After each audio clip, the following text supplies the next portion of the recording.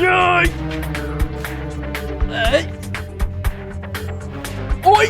ওই দেখেছেন স্যার, লাগিয়ে ফেলেছি। তাহলে মিস আকিব, এবার আপনার পালা। স্যার ডিম কেন? আপনি যদি বলেন অন্য কিছু ফাটাতে তাও আমি পারবো।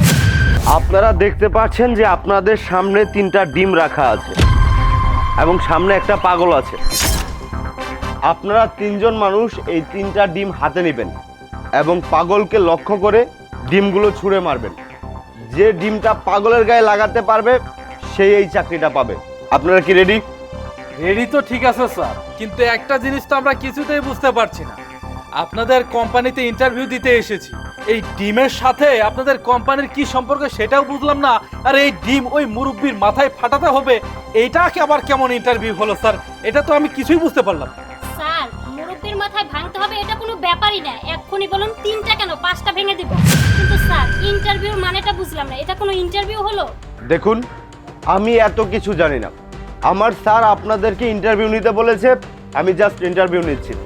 আপনারা যদি ইন্টারভিউ দিতে রাজি না থাকেন তাহলে যেতে পারেন। আরে না না স্যার, কি বলছেন? ইন্টারভিউ দেওয়ার জন্যই তো আমরা এখানে এসেছি। আমাদের চাকরিটা খুবই দরকার স্যার, বিশেষ করে আমার চাকরিটা যদি হয় তাহলে এতগুলো টাকা বেতন স্যার, আমি তো লালে লাল হয়ে যাব।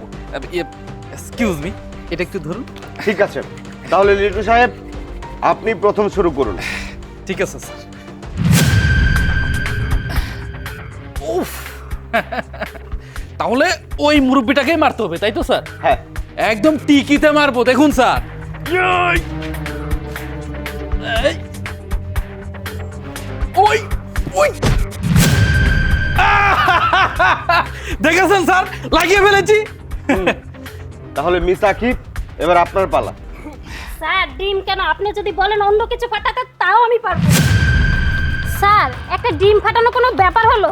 আপনি চাইলে তো আমি অন্য কিছুও ফাটিয়ে দিতে পারি। একটা ডিম ফাটিয়ে যদি লাখ লাখ টাকা বেতনের চাকরি পাই তাহলে তো ভালোই। 10 টাকার একটা ডিম ফাটালে তেমন কি আর হবে? আর তাছাড়া ওইটা তো একটা পাগল, ওর গায়ে কেন? ওর মাথায় মারলেও তো কোনো সমস্যা নেই। স্যার তাহলে ওই পাগলটার গায়ে মারবে, এই তো?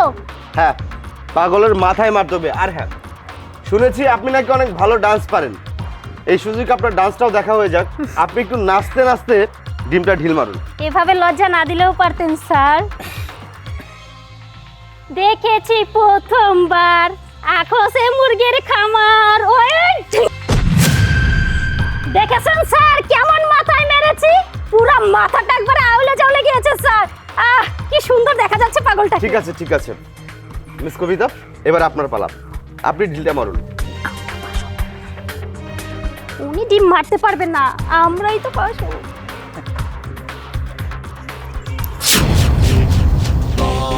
কি ব্যাপার মিস কবিতা, আপনি থেমে গেলেন কেন? মারুন। সরি স্যার, আমি এই ডিমটা পাগলের মাথায় ঢেল মারতে পারবো না।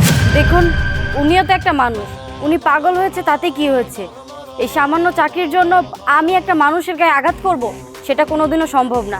আমি কাউকে আঘাত করে চাকরি পেতে চাই না। দরকার হলে আমি এই চাকরিটা করব না, তাতে আমার কোনো সমস্যা নেই। মিস কবিতা, আরেকটা বার ভেবে দেখুন।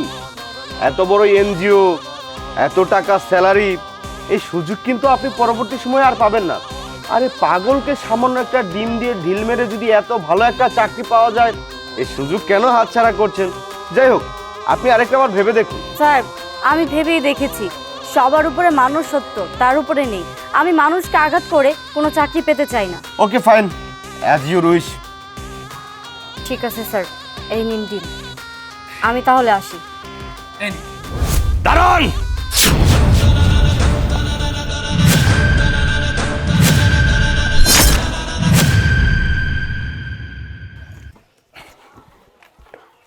আরে এই পাগলের বাচ্চা, তুই এখানে কেন আসলি? হ্যাঁ, এই তুই দাঁড়ানো বলার কে?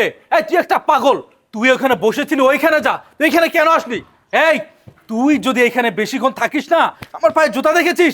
জুতা দিয়ে একদম চড়িয়ে গালটা লাল করে ফেলবো। আর আমি কোথাকার?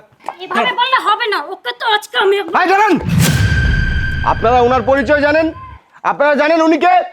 উনি হচ্ছেন এই এনজিওর এমডি। এমডি? এমডি? হ্যাঁ, আমার সহকারী ম্যানেজার ঠিকই বলেছে, আমি এই এনজিওর এমডি। তিনি এমডি?